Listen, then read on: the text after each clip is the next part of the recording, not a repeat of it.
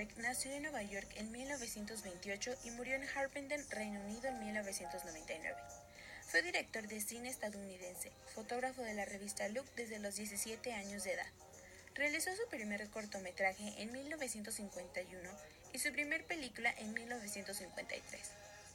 Sin embargo, no gozó de aplausos y de críticas, sino hasta Senderos de Gloria en 1957, filme antibelicista en el que describió un célebre caso de fusilamientos por supuesta deserción durante la Primera Guerra Mundial. Sus siguientes películas, Espartaco en 1960 y Lolita en 1962, basada en la obra Nabokov. Teléfono Rojo y Volamos hacia Moscú en 1964 le consideraron como un director meticuloso y perfeccionista por temas escabrosos o polémicos, particularmente en las diferentes formas de ejercicio del poder.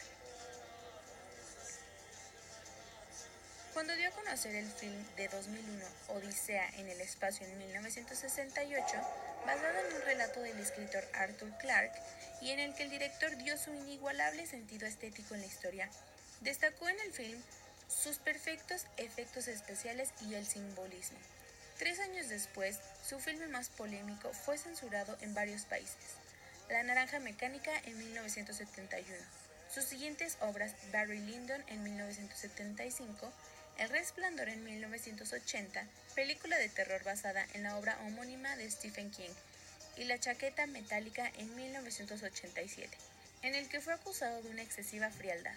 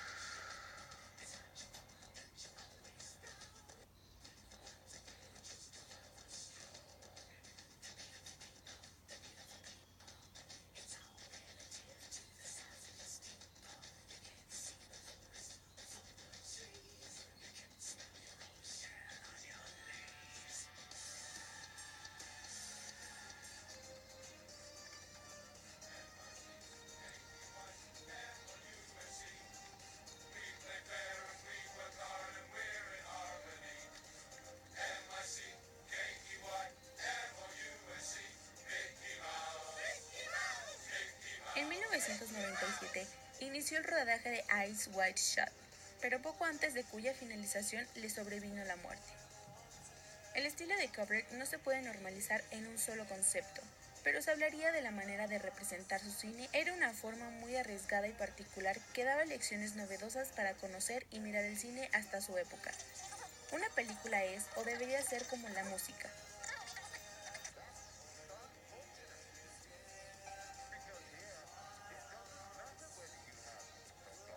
Debe ser una progresión de ánimos y sentimientos. El tema viene detrás de la emoción, el sentido después.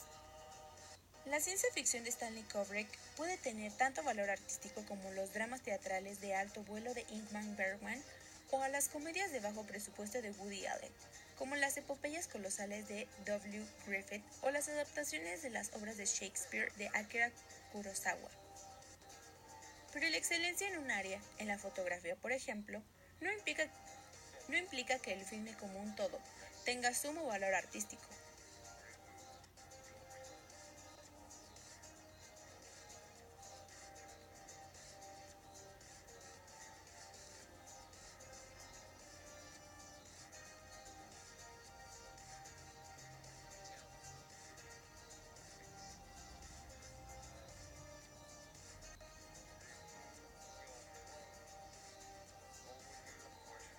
Kubrick hacía uso de los contrastes, el bien y el mal, el amor y el odio, el sexo y la violencia, el deseo y el miedo, la fidelidad y la traición. Aunque este director trabajó en películas fantásticas más del lado de la ficción, también recurrió al género bélico y de crímenes. Al director se le cataloga en un movimiento particular cinematográfico llamado el Nuevo Hollywood, el cual consiste en tendencia a integrar información y recursos estilísticos contrarios a las reglas narrativas habituales. Este estilo tiene influencias del cine europeo, asiático y el cine clásico de Hollywood. Buscan que las reacciones de los espectadores sean diferentes, muchas veces incómodas. Énfasis en la falta de resolución de los conflictos, particularmente durante el clímax o el epílogo, donde el cine clásico solía atar todos los cabos. Narrativa no lineal. No busca crear suspenso o expectación. Con recurrentes temas sociales y a menudo evocaban los movimientos de protesta que se rebelaban contra las rígidas estructuras sociales, apoyando la liberalización de la sociedad. Este movimiento dio paso a una visión realista de los individuos y a sus problemas. Muchos de ellos se enfrentan a la realidad sin encontrar soluciones, o terminan en fracaso, a menudo fatal, como mártires de un sistema que los ha vencido moralmente. Los ricos y poderosos se muestran en una decaída moral. En este movimiento se destacó la violencia y la sexualidad como temas recurrentes que también renovaron los géneros del cine clásico americano como western y cine negro.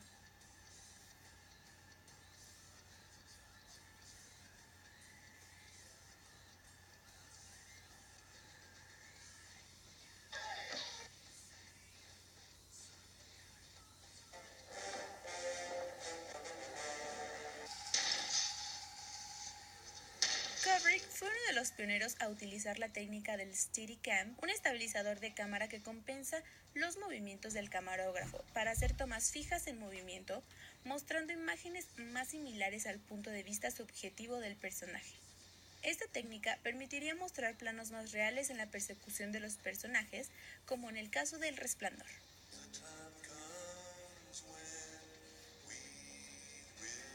En cuanto a la dirección, el estilo de Kubrick básicamente son dos cosas muy importantes: el perfeccionismo y su obsesión. Él era muy estricto con los actores y muchos llegaron a odiarlo por ser pero tan perfeccionista. En el caso de La Naranja Mecánica, repitió la escena donde bajan al escritor por las escaleras 53 veces, porque un actor no hacía bien su trabajo. El actor llegó a estar muy enfadado, pero si no se hacía la escena como Kubrick la quería, perdería la esencia del filme y no le importaba cuánto se demorara. Con tal de lograr todo el proceso cinematográfico, él haría lo que fuera posible por hacerlo. En cuanto a la edición, como hacía de director, guionista y camarógrafo, lo que más le fascinaba era la edición, ya que rompía los cánones expuestos en el cine y los cambiaba a su gusto para mayor atracción al espectador. Su manera de edición era bastante particular y estructurada. Los detalles en la forma de unir sus planos daban más linealidad a la historia. Planos simétricos, fundidos constantes y una colorización muy tediosa conformaban un poco del estilo de Kubrick al momento de la edición. Le parecía algo ingenioso y creativo. La gente se aburriría de lo mismo y por eso le gustaba colocar mucha simbología. Es lógico que no todos le van a entender, pero el que entiende automáticamente es como si se metiera en su mundo de cómo él concibe la realidad, pero plasmada en otra donde la sociedad no la concebía.